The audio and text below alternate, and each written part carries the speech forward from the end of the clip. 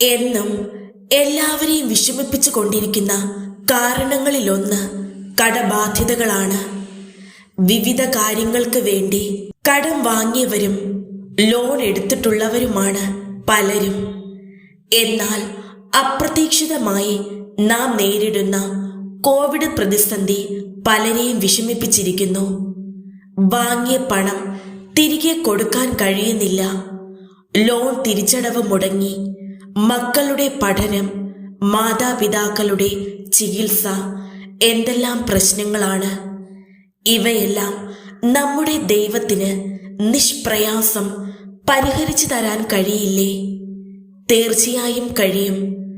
നാം അവിടുത്തെ ആശ്രയിക്കണം, അവിടുത്തെ വചനത്തിൽ വിശ്വസിക്കണം.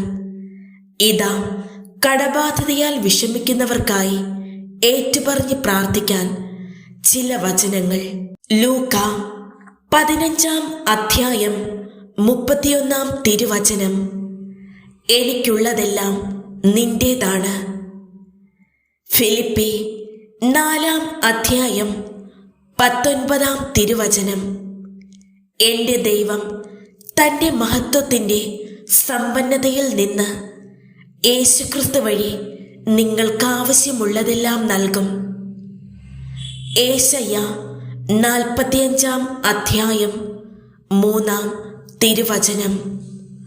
അന്ധകാരത്തിലെ നിധികളും രഹസ്യ ധനശേഖരവും ഞാൻ നിനക്ക് തരും. ഈ വചനങ്ങളെ വ്യക്തിപരമായി നാം ഏറ്റെടുക്കുകയും നമ്മുടെ ആവശ്യങ്ങൾ പറഞ്ഞ് പ്രാർത്ഥിക്കുകയും ചെയ്യുക.